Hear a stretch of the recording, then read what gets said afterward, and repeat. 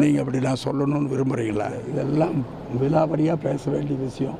இப்படி ஒரு வார்த்தையில் சொல்லிட்டு போகிற விஷயம் இல்லை. அப்போ அவர் என்ன சொல்கிறாருன்னா, எங்களால் முடியாது அப்படிங்கிறத ஒத்துக்கிறார். இந்த படத்தில் ஐப்பெரியசாமி நேற்று ஒரு ஸ்டேட்மெண்ட் சொல்லியிருக்காரு. என்ன சொல்கிறாருன்னா, இன்னும் கொஞ்ச நாள் கழிச்சு பெண்களுக்கு ஒரு இடிப்பான செய்தி வரும் அப்படின்னு சொல்கிறாரு.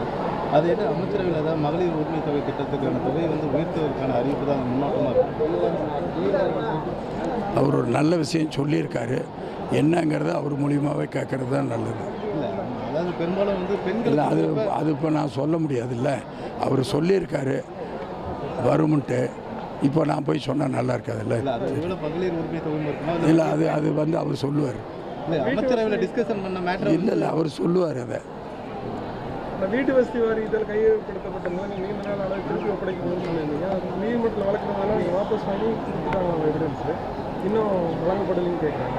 இல்லை, அது 5 கேட்டகரியாக பிரிச்சிருக்கு. அதில் 5th கேட்டகரிங்கிறது முழுசும் ஹவுசிங் போர்டுக்கு போனது. அதில் யாரும் எதுவும் பண்ண முடியாது. 1, 2 கேட்டகரி ஏற்கனவே மாண்பு முதலமைச்சர் அவர்கள் ரிலீஸ் பண்ணிட்டாங்க. ஏறத்தாழ ஒரு 16,000 ஏக்கர் ரிலீஸ் பண்ணி கொடுக்கப்பட்டிருக்கிறது. மிச்சம் 4 and 3 category 2 retired IAS officer அதை ஆய்வு பண்ணிகிட்ருக்காங்க. பெரும்பகுதி பணியை முடிச்சுட்டாங்க. ஏன்னா அது கொஞ்சம் நிறைய ஆய்வு செய்ய வேண்டிய ஒரு இது. காரணம், ஹவுசிங் போர்டு அதுக்காக ஒரு அவார்டு அமௌண்ட் கொடுத்துருக்காங்க. நீதிமன்ற வழக்குகள் இதையெல்லாம் அடிப்படையாக வச்சு அந்த கமிட்டி என்ன ரிப்போர்ட் கொடுக்குதோ அந்த ரிப்போர்ட் படி தான் அரசாங்கம் நடவடிக்கை எடுக்க முடியும். எனவே அந்த கமிட்டி ரிப்போர்ட் விரைவில் கொடுத்துட்றேன்னு சொல்லியிருக்காங்க. அநேகமாக இந்த மாத கடைசிக்குள்ளே அந்த ரிப்போர்ட் வந்துடும்.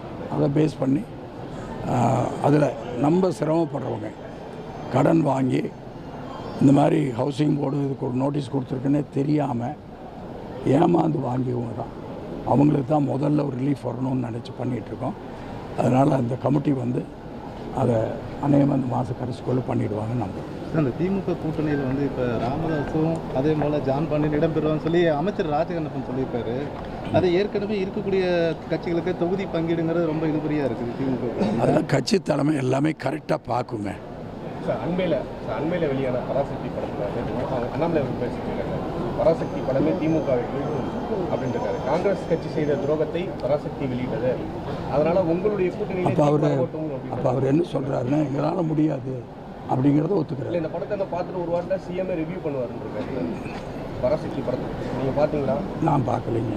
கூட்டணிக்கு டீ பரவட்டும் தமிழ் மொழிப்போருக்கு காங்கிரஸ் அப்போ துரோகம் பண்ணியிருக்கு. இப்போ அவங்க கூட கூட்டணி இருக்கு, திமுக கூட்டணி இருக்குது. அவங்களுக்கு டீ பரவட்டும். இதெல்லாம் விலாவரியாக பேச வேண்டிய விஷயம்.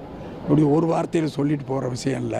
என்னென்ன நடந்தது, அப்புறமேல என்ன நடந்தது, இதுக்கெல்லாம் நிறையா இருக்குது. அதனால் இன்றைக்கி அதுக்கு ஒரு சரியான ஒரு விவகாரத்தில் காங்கிரஸ் துரோகம் பண்ணலை, தமிழர்களுக்கு இல்லை நான் அப்படி நீங்கள் அப்படி நான் சொல்லணும்னு விரும்புகிறீங்களா? இல்லை, அப்போ நடந்ததை பற்றி கேட்க இல்லை, நான் அப்புறம் சொல்கிறேங்க.